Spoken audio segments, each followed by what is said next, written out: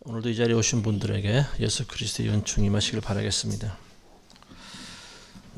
자, 오늘도 믿음에 대해서 좀 말씀드리려고 하는데요.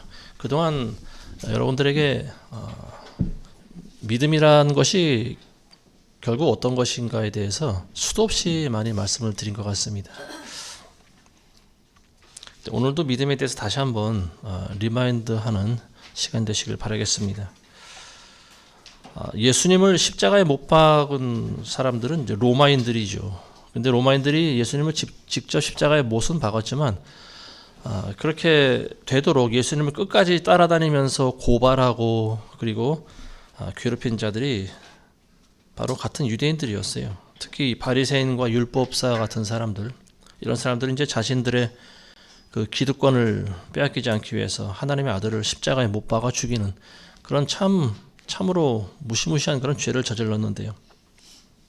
예수님께서는 이제 그런 자들이 하나님의 말씀도 많이 알고 율법도 알고 하는데 오히려 하나님의 아들을 믿지 않고 십자가에 못 박아 죽인 거에 대해서 예수님은 이미 아셨죠. 저 사람들이 나를 십자가에 못 박을 거라는 사실을 미리 아셨죠. 그래서 그들을 저주하셨습니다. 화가 있을 것이라고 그랬죠. 그들 가운데서도 이제 뭐 소수의 무리들과 회개하는 무리가 나올 수가 있었겠죠. 그렇지만 이제 본질적으로 그 유대인들은 잘 회개를 안 하는 그런 민족인 것 같습니다.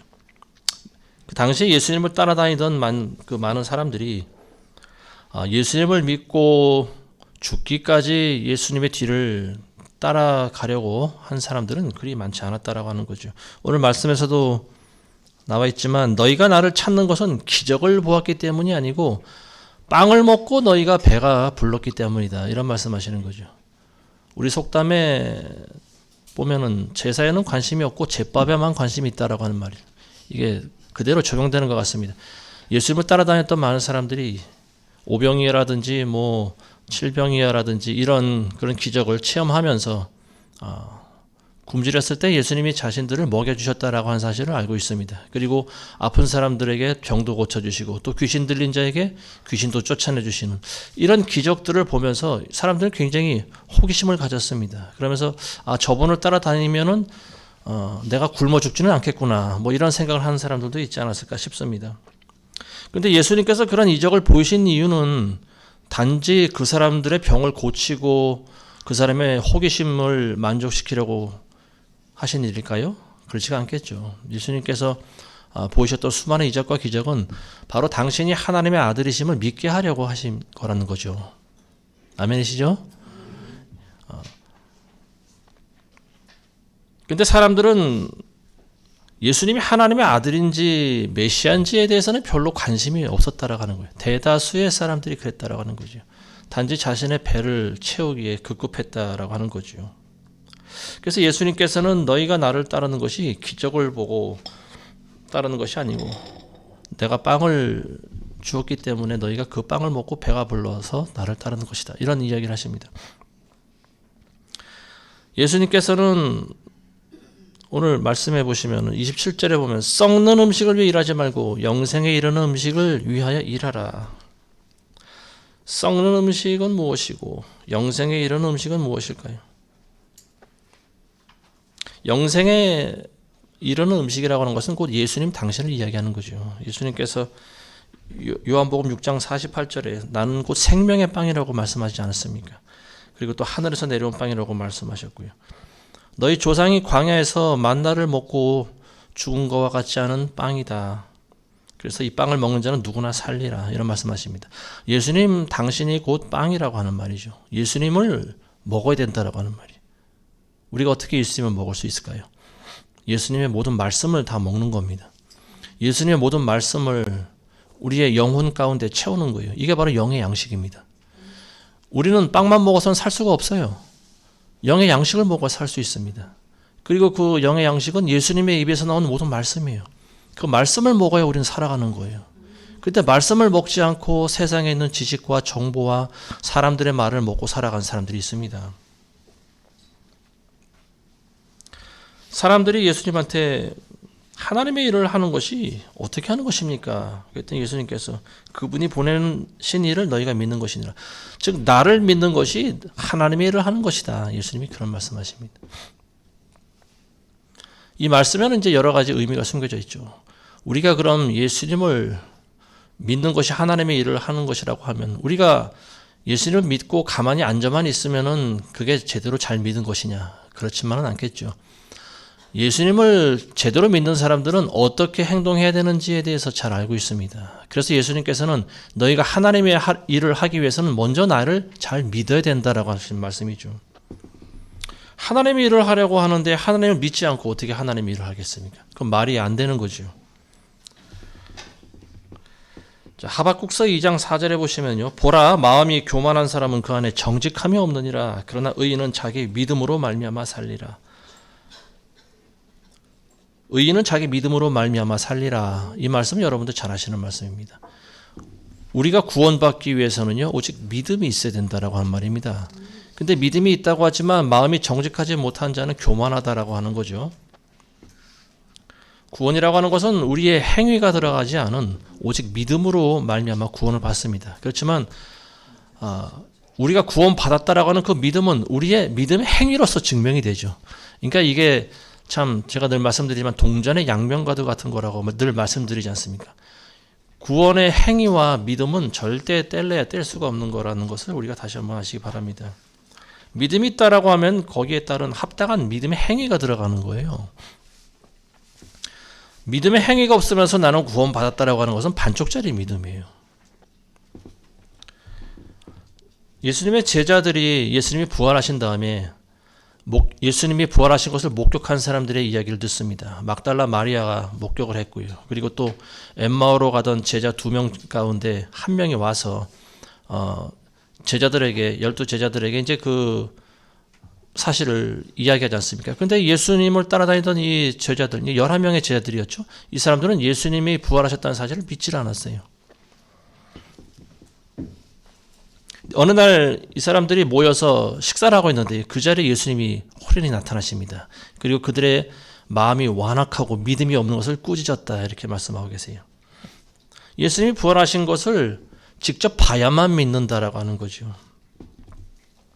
자, 예수님의 제자들이 부활에 대해서 못 들었을까요? 많이 들었어요. 예수님이 평소에 제자들에게 내가 인자가 죽은 지 3일 만에 부활하리라 여러 번 말씀하셨어요. 근데 믿질 않았다라고 하는 거죠. 죽은 자가 어떻게 살아날 수가 있겠느냐? 믿음이라고 하는 것은 우리의 상식을 초월하는 거예요. 근데 많은 사람들이 상식선에서만 하나님을 믿고 있습니다. 그러니까 제대로 된 믿음이 들어오질 않는 거예요. 자기 상식의 범주를 벗어나는 것은 믿음이 아니라고 생각합니다.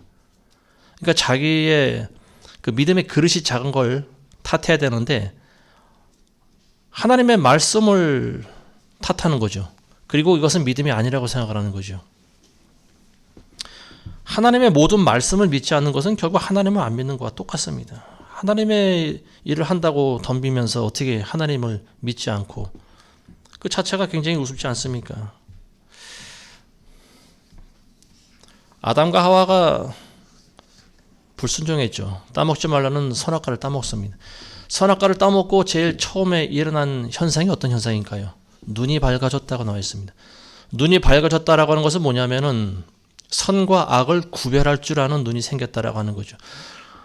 그래서 눈이 밝아지니까 먼저 자기들이 벌거벗고 있는 것을 깨달은 거예요. 그래서 무화과 나무 잎을 가져다가 부랴부랴 얼기설기 엎습니다. 그래서 그걸로 자기 수치를 가립니다. 이게 바로 자기 의라고 하는 거죠. 여러 번 말씀드립니다. 무화과 나무로 인간의 의를 나타낼 수가 없습니다. 인간의 수치를 가릴 수가 없어요.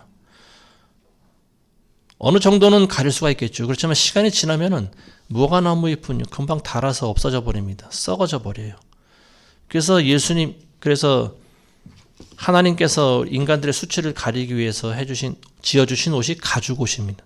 가죽으로 옷을 지어 입히셨어요. 왜냐하면 가죽은 우리 인간의 수치를 가릴만 하기 때문에 그렇습니다. 그 가죽 옷이라고 하는 것은 어린 양의 가죽이고 그리고 예수님을 상징합니다. 그리스도의 피를 흘려서 예수님의 죽음을 통해서 저와 여러분들이 대신 살아날 수 있다라고 하는 거죠. 예수님의 의가 아니고서는 저와 여러분들의 수치를 가릴 수 있는 방법이 아무것도 없어요. 근데 우리는 우리 자신이 우리가 만든 걸로 우리를 가릴 수 있다고 생각합니다. 우리가 만든 방법으로 하나님을 만날 수 있다고 생각합니다. 그리고 하나님을 안다고 생각합니다. 이게 잘못된 거예요. 많은 사람들이 자기 의로 구원을 받았다라고 착각하면서 살아가고 있습니다.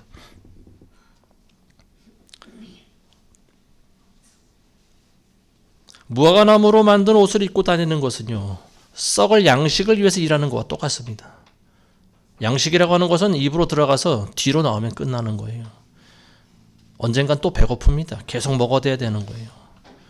그런데 예수님을 먹는 사람들은 영생에 이를 수 있는 놀라운 그런 힘이 생기는 거죠. 그래서 우리는 예수 그리스도의 모든 말씀을 먹어야 됩니다. 그리고 그 말씀이 우리 영혼 가운데 단단히 결합이 되어야 되는 거예요. 이게 바로 우리가 그리스도 안에 거하는 거고요. 하나님의 말씀이 우리 안에 임하는 겁니다.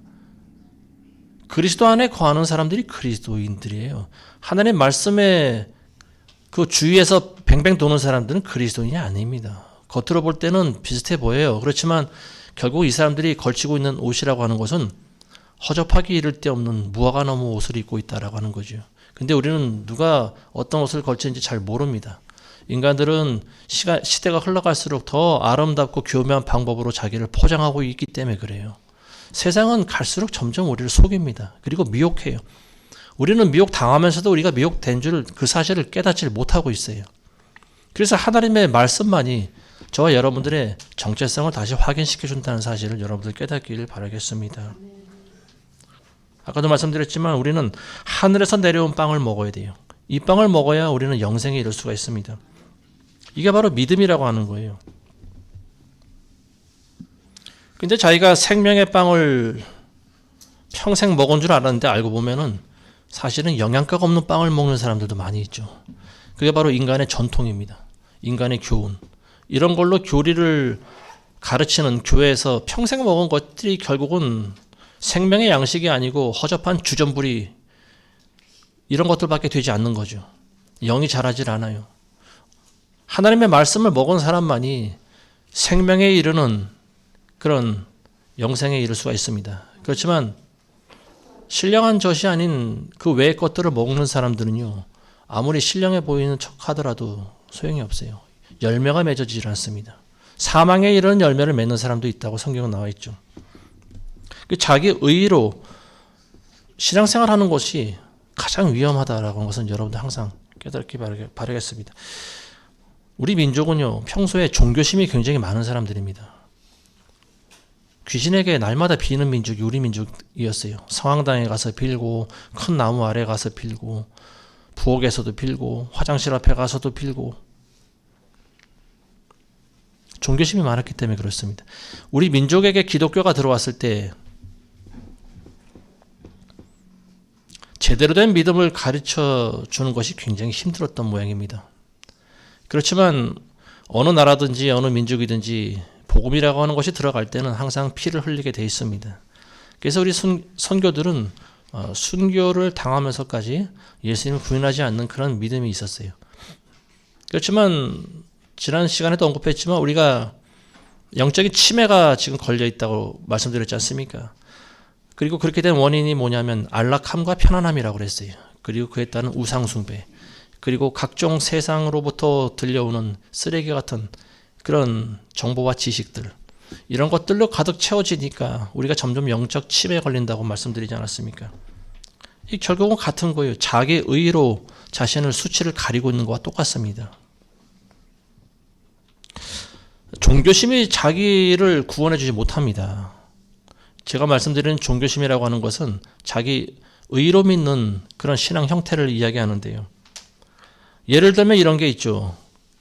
교회 다니면서 모든 예배 참석하고 11조 드리고 감사헌금도 드리고 또 각종 봉사도 하고 뭐 이런 일 하면서 내가 구원받았다고 착각하는 거죠. 근데 이렇게 하는 사람들이 모두 다 잘못했다라고 하는 것은 아니죠. 이런 믿음의 행위, 이것도 사실은 굉장히 중요한 겁니다.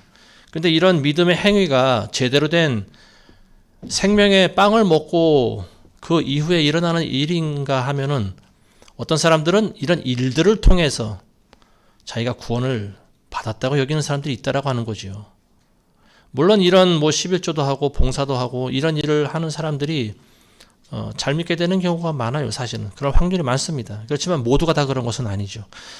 어떤 사람들은 이런 종교적인 활동, 이런 종교적인 행위가 자기를 구원해 준다고 착각하는 경우가 많이 있습니다. 근데 먼저는 잘 믿어야 되는 거예요. 이 믿음이라고 하는 것이 잘 드러나지 않기 때문에 사람들은 이런 종교적인 활동을 통해서 자기가 구원받았다고 철석같이 믿는 경우가 많이 있습니다. 교회 안에서 분란을 일으키는 사람들은요, 평소에 교회에 관심 없는 사람들이 아닙니다.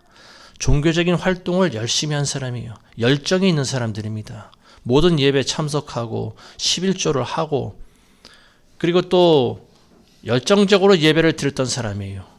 근데 결국은 이런 사람들이 교회를 거스르고 나가는 가장 주범이라는 사실도 우리가 간과할 수는 없는 것 같습니다. 평소에는 교회에 밀착이 돼서 열심을 내던 사람들이 언젠가는 또 교회를 분열시키고 나가는 주범이 되기도 하는데요. 왜 이런 일들이 일어날까? 결국은 그 사람이 믿음이 없다라고 하는 거예요. 믿음이 없는 상태에서 아무리 많은 종교 행위가 들어간다 한들 필요 없다라고 하는 거죠. 열심과 열정을 내는 것은 중요하지만 기본적으로 먼저 믿음이 있어야 된다라고 하는 거예요. 자기 의로 믿는 사람들의 가장 큰 특징이 뭐냐면 자기 자아가 죽질 않는 거죠. 자아가 죽질 않았어요.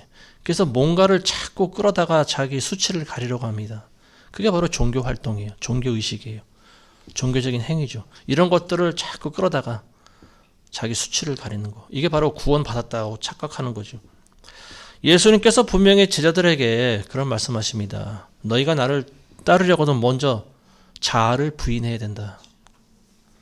자아를 죽이지 않으면 안 된다라고 하는 거죠. 십자가에 못이 박히는 이유도 바로 그렇습니다. 우리가 죽어야 된다라고 하는 거예요. 죽지 못하는 사람들이 예수님을 따라갈 때 그것처럼 보기 싫은 모습도 없습니다. 크리스찬이라고 하는 것은 하나님께 예배하는 사람이죠. 하나님께 예배하는 사람들은 구약시대 제사의 제물과도 같은 거예요. 죽어져야 되는 거예요. 죽어질 때 하나님께서 우리의 기도를 들으십니다. 근데 우리의 자아가 살아있으면 기도가 올라가질 않아요. 하나님의 코만 괴롭히는 그런 기도가 되는 거죠. 하나님이 흠양하실 만한 예배가 되지 않겠습니까? 짐승이 죽은 줄 알았는데 죽지 않고 나돌아다닌다면 어떻게 제물이 될 수 있겠습니까? 그래서 제사장은 하나님께 번제를 드릴 때 짐승을 잡아서 가죽을 벗기잖아요. 먼저 숨통을 끊고 가죽을 벗기고 팔다리를 자르고 각을 뜨고 몸에 있는 모든 피를 다 빼지 않습니까? 몸에 피가 다 빠지면은 움직일래 움직일 수가 없겠죠. 완전히 죽는 겁니다, 이게. 그런 다음에 그걸 태워서 드리는 거예요. 이게 번제예요. 그리고 하나님께서는 그 연기를 흠양하십니다. 신약의 예배라고 하는 것이 바로 이런 거예요. 저와 여러분들이 죽어야 되는 거예요. 죽어야 된다라고 하는 것을 여러분들이 머리로는 알고 있지만 아마도 여러분들의 자아가 완전히 죽진 않을 겁니다. 그래서 우리가 십자가에 못이 박혀야 된다라고 하는 거예요. 부단히 그런 훈련을 하셔야 됩니다. 불쑥불쑥 올라와요. 우리 자아가 올라옵니다. 이걸 죽이지 않으면 안 되는 거죠. 그리고 이게 훈련이 된 사람들은 이게 어느 정도 몸에 배 있어요. 그래서 죽일 줄을 압니다.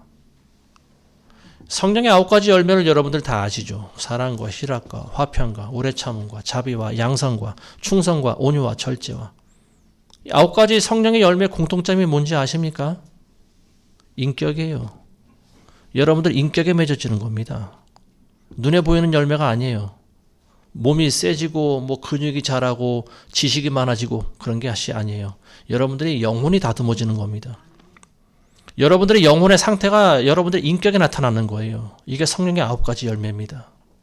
내가 아무리 방언을 하고 예언을 하고 능력을 행해도 인격이 다듬어지지 않은 사람은 소용이 없어요.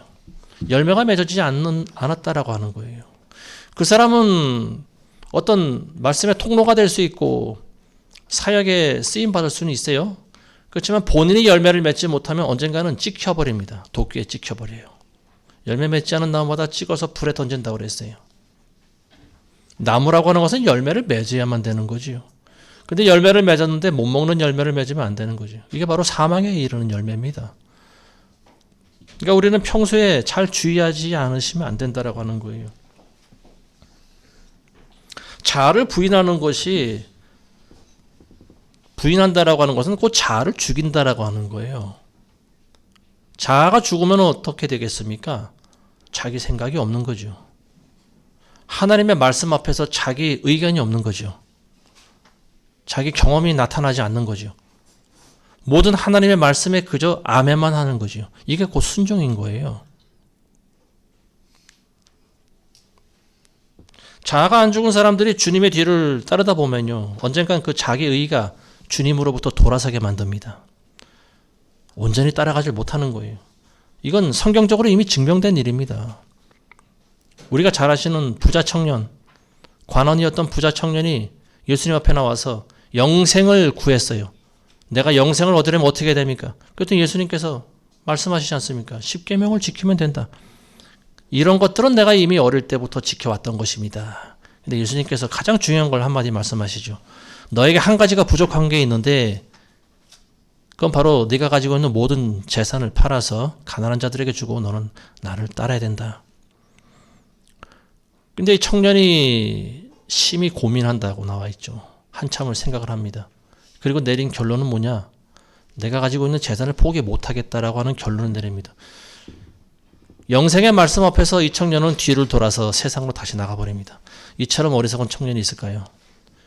근데 이 청년이 지식이 없었을까요? 아니면은 지혜가 없었을까요? 그런 것이 아니죠. 단지 자기 자아를 죽이지 못한 것뿐이죠. 자아를 죽인다라고 하는 것은 이처럼 중요한 거예요. 죽느냐 사느냐의 문제를 가름짓습니다. 자아를 죽이지 못하기 때문에 세상 재물을 놓지 못하는 거죠. 그래서 부자가 천국에 들어가는 것이 낙타가 바늘구멍으로 들어가는 것보다 어렵다고 말씀하신 거예요.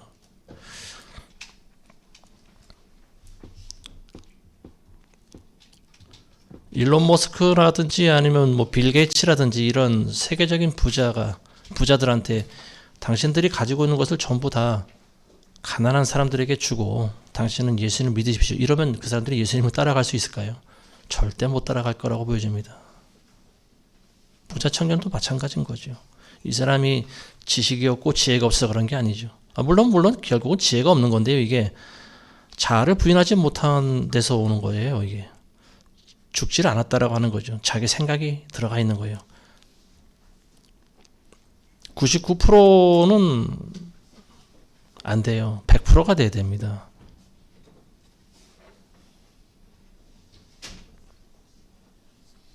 예수님께서 유대인들이 예수님을 끈질기게 따라다니면서 계속해서 표적을 보이라고 그러지 않습니까? 네가 하나님의 아들이면 증거를 보이라. 근데 예수님께서 뭐라고 하시냐면은 내가 이미 너희에게 말하지 않았느냐. 근데 너희가 믿지 아니하였도다. 내가 내 아버지의 이름으로 행하는 모든 것이 나에 관하여 증거하는 것이니라. 이런 말씀하시지 않습니까? 예수님이 하셨던 모든 치유, 귀신 쫓아내는 능력, 아버지 이름으로 행한 거라고 하는 거죠. 그리고 그게 바로 내가 하나님의 아들이라고 하는 증거가 된다라고 하는 거예요. 내가 이렇게 많은 기적을 행했는데 너희는 그것을 믿지 않는도다. 이런 말씀하십니다. 그리고 덧붙여서 뭐라고 하시냐면은 너희가 믿지 않는 것은 너희가 내 양이 아니기 때문이다. 이런 말씀하십니다. 이게 굉장히 중요한 말씀이죠. 하나님의 양이 있고 하나님의 양이 아닌 사람들이 있습니다. 양처럼 보이긴 하지만. 이 유대인들은 예수님의 말씀을 듣자 화를 벌컥 냅니다. 그리고 돌을 들어서 예수님을 치려고 하죠. 이 사람들이 어떤 사람들인가 하면은 예수님을 안 믿는 사람들이 아니에요. 예수님을 믿었던 사람들입니다. 예수님을 따르던 사람들이에요. 근데 예수님께서 그들의 영적인 상태를 알고 계신 거죠. 그러니까 예수님이 하신 말씀이 이 사람들은 점점 어느 순간 이해가 되지 않습니다. 뭐 자기가 아브라함보다 뭐 나이가 많다더니 뭐 자기가 하나님의 아들이라든지 뭐 이런 뭐 성전을 뭐 허물었다가 3일 만에 다시 세운다든지 뭐 이런 소리 하니까 이 사람들은 이해가 되질 않는 거예요. 그러면서 의심이 들어옵니다. 그리고 네가 그리스도라면 또 다시 증거를 보여라. 그때 이제 예수님께서 하시는 말씀이 그거예요. 너희가 내 말을 믿지 않는도다. 그리고 그 이유가 너희가 내 양이 아니기 때문이다. 그런 말씀하십니다. 이게 결론인 거예요. 예수님의 양들은 예수님의 말씀을 알아듣습니다. 예수님의 뒤를 따라요. 이해는 되질 않지만 예수님께 순종합니다. 따라다녀요. 근데 이 사람들은 자기 경험과 자기 지식과 자기 감정이 채워져야만 예수님을 믿는 거예요. 예수님 못 따라갑니다. 이 사람들은 결국. 그래서 예수님께서 너희는 내 양이 아니다. 너희가 내 양이 아니므로 나를 믿지 아니하는도다.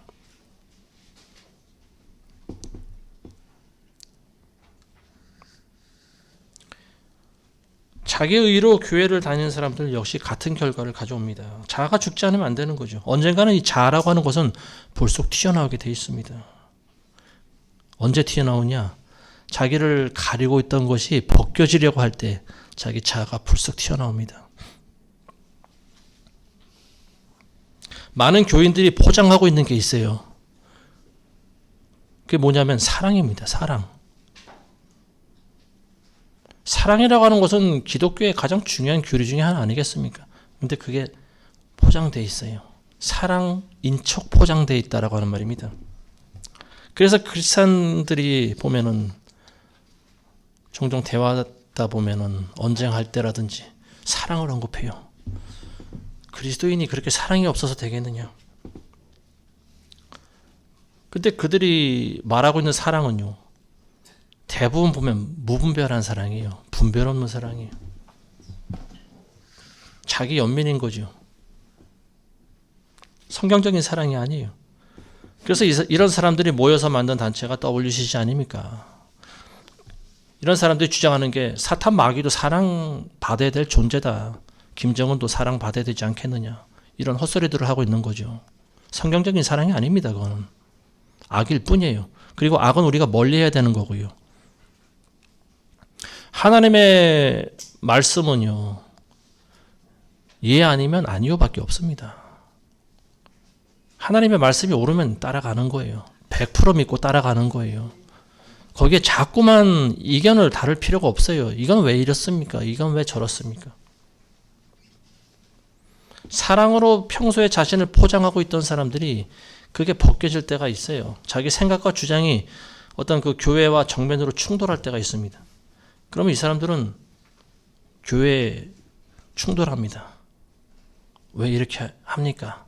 이런 경우는 왜 이런 식으로 행동합니까? 왜 이런 결정을 내립니까? 교회가 왜 사랑이 없습니까? 그리고 이제 결국은 교회를 떠나는 거죠. 이미 우리가 여러 번 겪었던 일들인데요. 이런 분들이 보면 애초에 자기 주장이 너무 강한 거예요. 자기 기준이 너무나 강한 거예요. 그러니까 이 교회에 와서도 교회 질서와 권위에 순종할 수 있는 그런 마음 자세가 없는 거죠. 예수님을 믿고 따르던 사람들이 예수님이 하신 말씀에 화를 벌컥 냅니다. 너희 아비는 마귀니라. 다시 말하면 너희는 마귀 자식이다. 심한 욕이죠. 근데 그런 욕을 들었을 때 예수님한테 내가 과연 그렇게 악한 존재인가 한번 좀 되돌아봐야 되지 않겠어요? 자신들이 한 행동에 대해서 자기들이 왜 이렇게 말하고 행동한 거에 대해서 예수님 화를 내실까? 한번 좀 돌아봐야죠. 근데 이 사람들은 마귀 자식이다라고 하니까 분을 참지 못했어요. 그래서 예수님을 끌고 가고 돌로 쳐서 죽이자고 하는 사람들이 바로 유대인들입니다. 이게 오늘날 그리스도인의 모습이 되어서는 안 되겠죠. 근데 대다수 많은 사람들이 그렇게 하고 있습니다. 요한복음 8장 31절 여러분들 한번 보시기 바랍니다.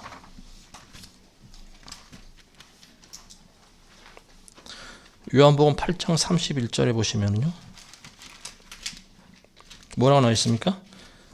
그때 예수께서 자기를 믿은 그 유대인들에게 말씀하시기를 너희가 내 말에 거하면 참으로 나의 제자가 되고 진리를 알게 될지니 그 진리가 너희를 자유롭게 하리라. 지금 이 말씀하시고 그 뒤에 보시면은요. 44절에 보시면 8장 44절에 보시면 너희는 너희 아비 마귀에게서 났느니라. 이 말씀을 누구에게 한 말씀이에요? 자기를 믿은 유대인들에게 한 말이에요. 불신자들에게 한 말이 아닙니다. 교인들에게 한 말이, 교회 안에, 오늘날 교회 안에 있는 사람들에게 한 말이, 너희 아비는 하나님이 아니고 마귀니라. 너희는 마귀에게서 났다. 너희는 마귀 자식이다. 이런 말씀이 굉장히 심한 말이죠. 근데 그런 말씀을 이 사람들이 들을만 한 거죠. 영적인 상태가. 그들이 하나님의 말씀을 듣고도 회개하지도 않고 돌이키려고도 하지 않았기 때문에 그렇습니다. 이 사람들이 처음에는 믿었어요. 믿고 따르려고 했어요. 근데 자기 감정에 불을 붙이는 거죠. 너희 자식은 마귀다. 너희 아비는 마귀다. 자기네들은 아브라함의 자손인 줄 알고 있었던 사람이죠. 근데 너희는 마귀 자식이라고 하니까 이 사람들이 벌컥 화를 냅니다. 그리고 하나님의 아들이라고 믿었던 예수님을 돌로 쳐서 죽이려고 하는, 참 말도 안 되는 이런 이율배반적인 행위를 한 사람들이 유대인들이었습니다. 근데 유대인들만 그랬을까요? 우리도 그렇다라고 하는 거죠. 오늘날 우리 모습이 바로 그와 같습니다. 처음에는 잘 믿어보려고 했는데 자신의 정체가 탄로난 거예요. 그게 왜냐? 자아가 죽질 않았기 때문에 그렇습니다. 자아를 완전히 죽여야 되는 거예요. 자아가 죽지 않으면 언젠가는 드러나게 돼 있습니다. 왜 유대인들이 하던 짓들을 하려고 하는지 모르겠습니다. 왜 예수님을 돌로 치려고 하는지 모르겠어요. 왜 그래야만 되는지. 저는 참 굉장히 아연실색했습니다. 이런 일들을 통해서 다시 한번 예수님 말씀이 저절로 이해가 되는 거예요.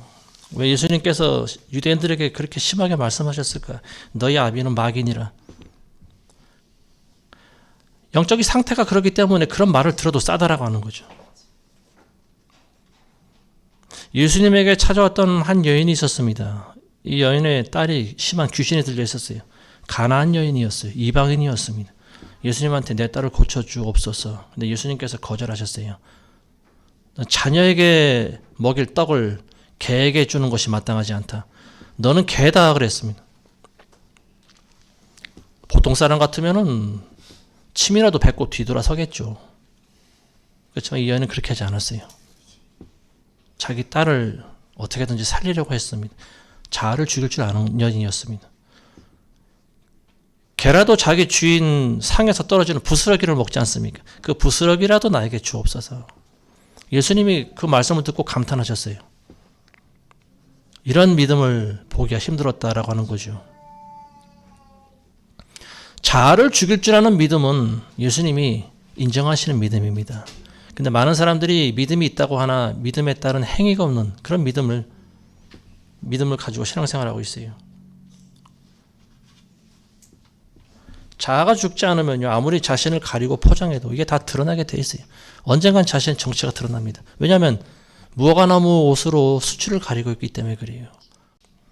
아무리 사랑을 외치고 해도 소용이 없어요. 인내하지 못하고 본인이 절제하지 못하고 성령의 9가지 열매가 하나도 맺어지지 않는데 어떻게 그리스도인이라고 볼 수가 있겠습니까? 아무리 사랑을 외치고 또 애국을 하고 기타 다른 종교적인 행동과 그리고 또 지식과 정보와 이런 것에 능통해도 자기 의로 믿는 것은 소용이 없어요.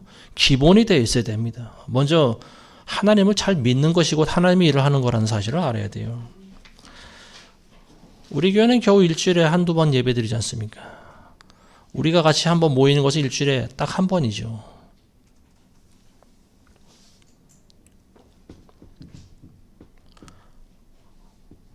한 시간 조금 넘게 예배 드려요. 많아야 2시간. 일주일에 한 번 예배 드리는데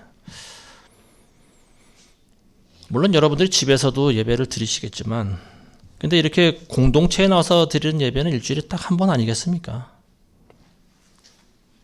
그럼 어떻게 예배를 드려야 될까?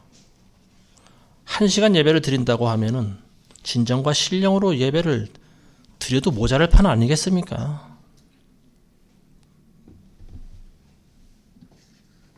앞에 앉아 있으면요, 여러분들의 표정이 다 보입니다. 여러분들이 어떤 마음을 가지고 있는가 다 보여요. 1시간 동안 드리는 예배를 와서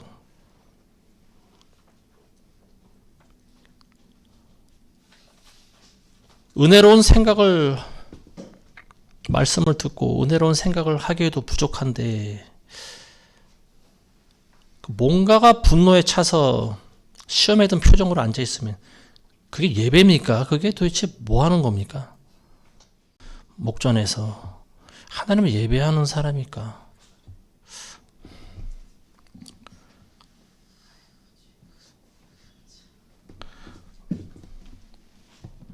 근데 교회 안에서 이런 일들이 사실은 뭐 우리 교회는 작은 교회니까 이런 것들이 더 잘 보이는 거겠죠. 큰 교회 가면 이런 일들이 뭐 더 비일비재하지 않겠습니까? 하나님 앞에서 예배 드릴 때 여러분들 화를 내지 마시기 바랍니다. 마음에 시험이 든 사람들은요, 문제를 해결한 다음에 분노를 사귄 다음에 나와서 예배를 드리세요. 누구와 싸워서 아직 분이 가시질 않은 사람들은요, 화해하고 마음이 충분히 은혜 받을 만한 마음이 된 상태가 된 다음에 나와서 예배를 드리시기 바랍니다. 해결되지 않은 문제를 가지고 나와서 예배를 드리려고 하지 마세요. 하나님께서 그런 예배 받지 않습니다. 예물을 드리려거든 먼저 형제와 화해를 하고서 예물을 드리려고 하지 않습니까? 하나님 앞에 나와서 예배 드리는 사람이 마음에 앙금이 잔뜩 쌓여 있어서 시험 든 표정으로 앉아서 찬송도 부르지 않고 기도도 하지 않고 예배 시간 내내 딴 생각만 하고 앉아 있다가 돌아가는 사람들의 영적인 상태가 어떨까요? 자기 분노와 감정을 조절하지 못하는 거죠. 조금만 건들면 터져버립니다. 터져버리는 거예요. 교회 안에서 화를 내는 것은요, 하나님 앞에서 화를 내는 것과 똑같습니다. 여러분들 절대 공동체에서 화를 내지 마시기 바랍니다. 그리고 교회의 권위와 질서에 여러분들 순종하시기 바랍니다. 이게 믿음 생활 잘하는 거예요. 우리가 많이 알고 있다고 해서 그걸 남에게 주입하려고 하지 마시기 바랍니다. 남의 눈에 있는 티를 빼기 전에 먼저 내 눈 안에 있는 들보를 빼내시기 바랍니다. 아무리 작은 교회라도 구멍가게 같은 교회라도 나름대로 교회 안에 질서와 규칙이 있지 않겠습니까? 거기에 순종할 자세가 돼 있는 사람들이 이 교회에 나와서 예배 드릴 수 있는 거예요. 근데 그게 어떤 문제가 한번 생겨버리면 거기에 꽂혀서 원망과 불평이 들어오는 거죠. 이스라엘 백성들 탓할 거 없습니다. 오늘날 이 시대 우리도 마찬가지예요. 세상에 있는 그런 지식과 이슈들에 대해서 너무 알려고 하지 마시기 바랍니다. 오직 진리를 여러분들 아는 데 힘쓰시기 바라겠습니다. 우리가 평생토록 하나님의 말씀만 먹어도 다 못 먹지 않습니까? 일루미나티나 프리메이슨이 하나님보다 그렇게 무섭습니까? 지난 시간에도 말씀드렸지만 그런 거에 너무 여러분들 꽂히지 마시기 바랍니다. 자유가 없는 거죠. 자유하지 못한 거예요. 진리를 아는 사람들은 자유해요. 세상의 이슈에 꽂히지 않습니다. 진리를 모르는 사람들은요, 자꾸만 대체품을 가지고 자기를 가리려고 해요. 하나님의 말씀으로 자기를 가려야 되는데 자꾸만 세상의 정보와 지식에 의존하려고 합니다. 집착하는 거예요. 그리고 그게 믿음이 있다고 판단하는 거예요. 말씀이 들어가질 않아요. 예수님께서 천국에 대한 비유를 7가지 말씀하십니다. 여러분들 잘 아시는 비유들이죠. 먼저는 씨 뿌리는 비유, 4가지 비유를 말씀하시고, 그 다음에 알곡과 가라지 비유를 말씀하시죠. 그리고 겨자씨 비유, 4번째가 누룩의 비유, 5번째가 밭에 숨겨진 보화를 찾아내는 비유죠. 6번째는 좋은 진주를 발견한 상인의 비유. 마지막 7번째 천국의 비유가 뭐냐? 그물 비유입니다. 그물. 고기를 잡기 위해 바다에 던져놓은 그물과 같다. 예수님이 하신 말씀은 아무 생각 없이 그냥 생각나시는 대로 하신 게 아니에요. 이 7가지 비유는 순서대로 말씀하시는 겁니다. 씨 뿌리는 비유는 뭐냐면은 천국의 시작인 거예요, 이게. 옥토밭에 씨가 뿌려져야 그게 자라날 수 있다라고 하는 거죠. 이게 믿음의 시작인 거예요. 그리고 구원의 첫 발걸음을 띈 거예요. 이게 바로 씨 뿌린 자의 비유입니다. 그리고 2번째 알곡과 가라지의 비유가 있죠. 주인이 밭에다가 알곡을 심었는데 마귀가 와서 가라지를 뿌려 넣는 거예요. 하나님 나라의 진행 가운데 이런 일이 있다라고 하는 겁니다. 그리고 세 번째 겨자씨 비유. 그리고 네 번째 누룩의 비유.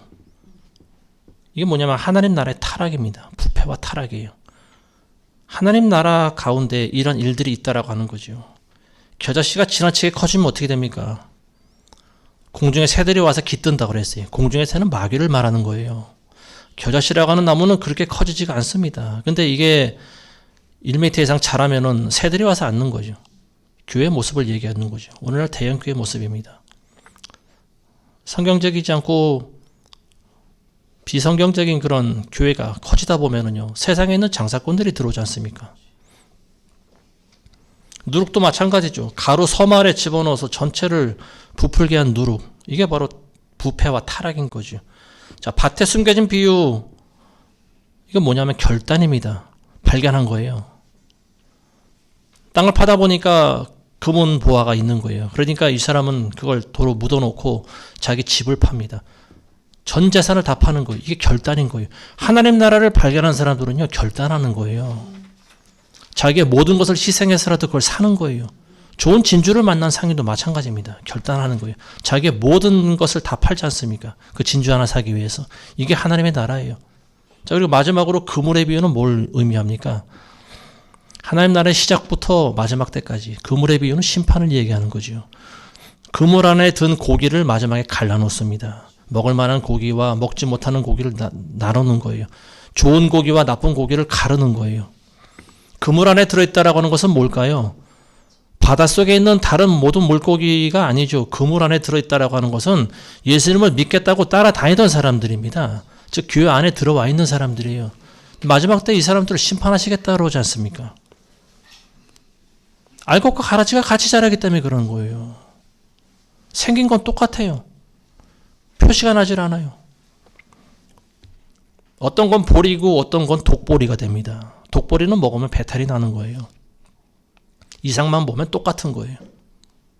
가죽옷이나 무화과나무 옷이나 우리 눈으로 볼 때는 똑같아요. 인간의 수치를 가리고 있는 것 같습니다. 그렇지만 하나님께서는 때가 되면 가리십니다. 그걸 갈라놓습니다.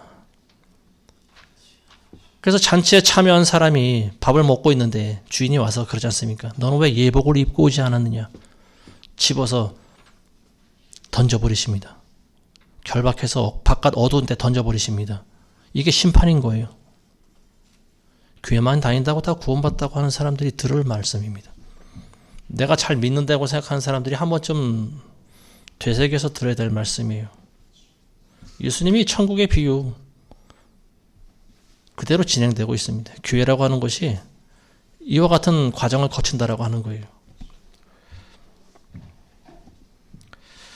교회 안에 알곡과 가라지가 항상 존재합니다. 근데 이제 제 개인적으로 목회를 하면서 저희가 저희 힘으로 좀 가라지를 뽑아내려고 했던 것 같아요. 그래서 많이 걸르고 숨고. 근데 어쨌든 가라지는 그래도 존재를 하더라고요. 교회 안에 가라지가 100% 없을 수는 없다. 저는 그런 생각이 듭니다. 100% 완전한 교회를 만들겠다. 그건 제 욕심인 것 같아요. 그렇지만 우리가 마귀가 와서 독보리를 뿌리는 것을 우리가 알면서도 가만히 있으면 안 되지 않습니까? 그런 것들은 우리가 미연에 방지를 해야 되죠. 여러분들 초대교회라고 하는 것을 한번 공부해 보시기 바랍니다. 세상교회에 너무 오랫동안 길들여져 있는 사람들은 초대교회가 어떤 모습인지를 잘 모르는 것 같아요. 초대교회 교인들은요, 특별한 장소에 모입니다. 그리고 그 장소가 그때그때 바뀌어요. 한 장소에서 오랫동안 계속 모이지 않습니다. 계속 바뀌어요. 그리고 서로 연락을 주고받습니다. 교인들끼리 신호라든지 기호라든지 그런 거를 이렇게 벽이라든지 대문 앞에 그런 데 표시를 해놓습니다. 그래서 그 날짜가 되면 335 가서 모이는 거예요. 그들은 누가 누군지 몰라요. 서로 두루마기로 얼굴을 가리고 있습니다. 망토를 뒤집어 쓰고 있어요. 근데 그들의 공통점은 오직 하나입니다. 하나님 앞에서 모이는 거예요. 하나님께 예배하는 사람들이 모이는 거예요. 남의 일에 대해서 관심이 없습니다. 망토를 뒤집어 쓰고 하나님 앞에 서서 예배를 드리는 거예요. 2시간이고 3시간이고 하나님을 찬양하는 거예요. 그리고 사도들이 하는 말씀을 경청해서 듣는 겁니다. 다리가 아픈 사람은 그 자리에 앉을 수도 있겠죠. 어린아이들이 올 수도 있겠고, 그리고 거기가 굴속이 될 수도 있고 남의 집 가정집이 될 수도 있을 테고요. 장소가 바뀌는 거예요. 그렇지만 그들의 마음 가운데 한 가지 남아있는 것은 오직 하나님을 예배해야 되겠다라고 하는 일념 하나밖에 없는 거예요. 다른 사람들이 어떻게 살아가는지, 세상이 어떻게 돌아가는지 이런 거는 차후 문제예요. 가장 중요한 것은 하나님 앞에 나와서 자기가 죽어지는 예배를 드리는 겁니다. 이게 초대교회의 모습이에요. 그러다 어느 날 이름도 몰랐지만 몇 년 동안 내 옆에서 같이 예배 드리던 사람이 어느 날 안 보여요. 알고 보면 이 사람이 잡혀서 끌려간 거예요. 형장에 십자가에 못이 박혀 있는 거예요. 그리고 또 다른 사람도 안 보입니다. 그 과정 중에 장소가 여러 번 바뀌었겠죠. 어느 날 나에게도 로마 병사들이 들이닥칩니다. 그리고 포박해서 끌고 가는 거예요. 이게 크리스찬의 모습이에요. 이 세상에서는 우리가 안식처가 될 수가 없습니다. 죽을 때까지 예배하는 거예요. 그냥 예수님 말씀에 순종하면서 살아가는 거예요. 그리고 기회가 되면 복음을 전하는 일입니다.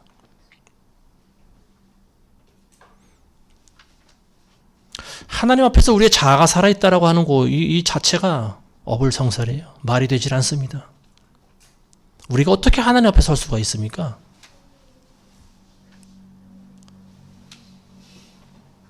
이방인이었던 우리에게 어떻게 복음이 전해질 수가 있었을까요? 전적인 하나님 은혜가 아닐까요? 예수님께서 왜 저와 여러분들을 위해서 죽으셨을까요? 왜 피 흘리고 돌아가셨을까요? 도무지 알 수가 없어요. 단지 우리가 알 수 있는 것은 하나님이 여러분들을 사랑하신다라고 하는 말입니다.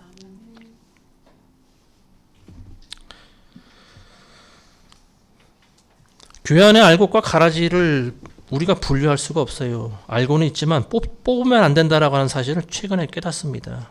본인들이 뽑혀 나가야 되는 거예요. 가라지를 처음에 잘못 뽑다가 보면은 알곡까지 뽑힐 수가 있기 때문에 그렇습니다. 이게 굉장히 조심스러운 거예요. 예수님을 따르던 많은 사람들이 예수님께 저주하고 돌을 던지고 죽이려고 했는데 결국은 예수님의 양들이 아닌 거죠. 이 사람들은.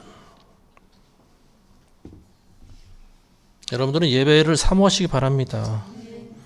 왜 이렇게까지 하면서 예배를 드려야 될지 여러분들은 하나님 앞에 나와서 드리는 예배를 죽기까지 사모하시기 바랍니다. 마지막 때가 될수록 너희는 자주 모이라고 그랬어요. 모이는 것을 폐하지 말라고 그랬습니다.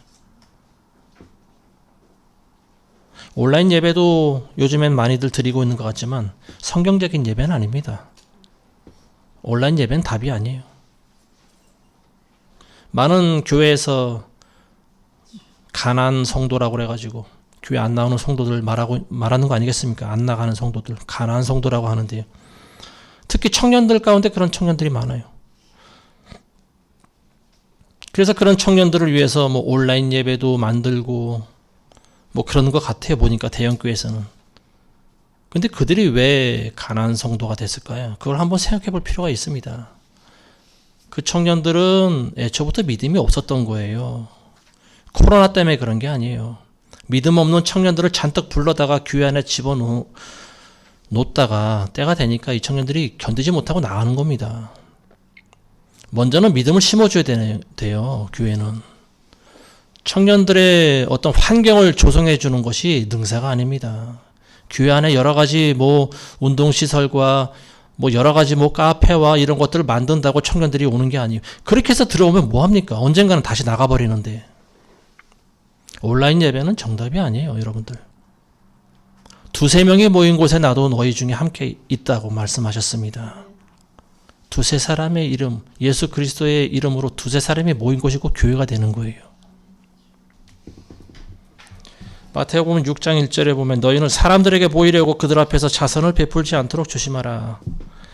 그렇지 아니하면 하늘에 계신 너희 아버지께 상을 받지 못하느니라. 사람들에게 보이려고 자선을 베푼다. 이게 뭐냐면 사람들에게 보이기 위한 예배를 드리는 거와 똑같은 겁니다. 자기 의로 선을 베푸는 거죠. 남에게 보이려고 예배 드립니까, 여러분들? 여러분들이 하나님을 사랑하기 때문에 예배를 드리는 게 돼야 돼요. 여러분들의 의지로 드리셔야 되는 거죠. 남의 의지가 돼서는 안 됩니다.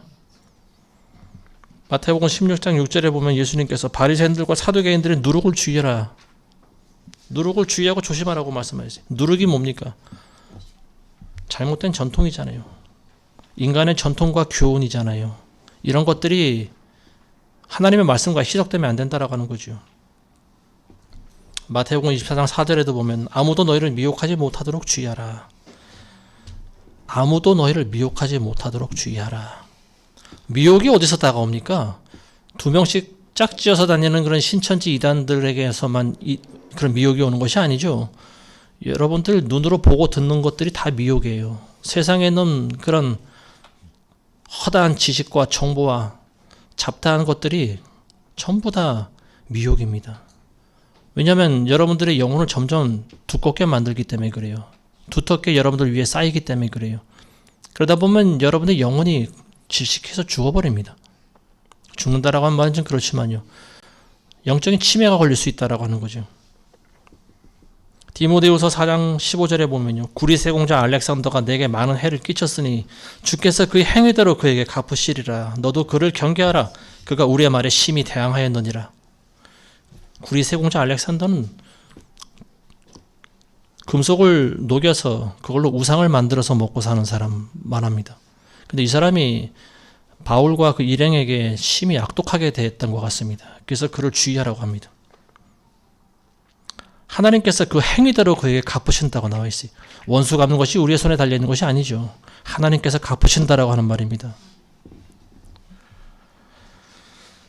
자, 마지막으로 베드로후서 1장 9절에 보면요. 그러나 이런 것들이 결여되어 있는 자는 눈 멀고 멀리 볼 수 없으며 자신이 옛 죄들에서 깨끗하게 된 것을 잊은 것이라. 성령의 열매를 맺지 못한 사람들에 대해서 이야기하고 있는 거예요. 이런 사람들이 눈이 멀어 있다라고 하는 거죠. 근시안이라고 하는 거예요. 멀리 보지 못한다라고 하는 거죠. 자기가 어떻게 구원받았는지를 까맣게 잊어버리고 있는 사람들이에요. 영적인 치매 걸린 사람들입니다. 옛 죄에서 깨끗하게 된 것을 잊은 사람들이라고 나와 있어요. 저와 여러분들은 예수 그리스도의 보혈로 죄 씻음 받은 자라는 사실 죽을 때까지 기억하시기 바랍니다. 이 사실을 잊으시면 안 돼요. 교회 안에서 일어나고 있는 많은 이상한 일들은요. 결국은 믿음이 없는 사람들이 들어와 있기 때문입니다. 초대교회는 믿음 없는 사람들을 받지 않았어요. 믿음이 있는 사람들만 들어옵니다. 믿음이 있다고 하는 사람들만 들어와서 예배를 드려도요. 어떻게든지 그 장소가 발각이 나고 또 간첩이 생기고 결국은 끌려가서 순교당하는 일들이 비일비재했습니다. 하나님의 일을 하기 위해서는요. 먼저 하나님을 제대로 믿어야 돼요. 제대로 믿는 믿음이 있어야 그 다음에 하나님의 일을 할 수가 있습니다. 그릇이 깨졌는데 거기 어떻게 물을 담겠습니까? 질질 새죠. 계속. 깨진 그릇과 같은 우리 안에 하나님께서 성령을 부어주실까요?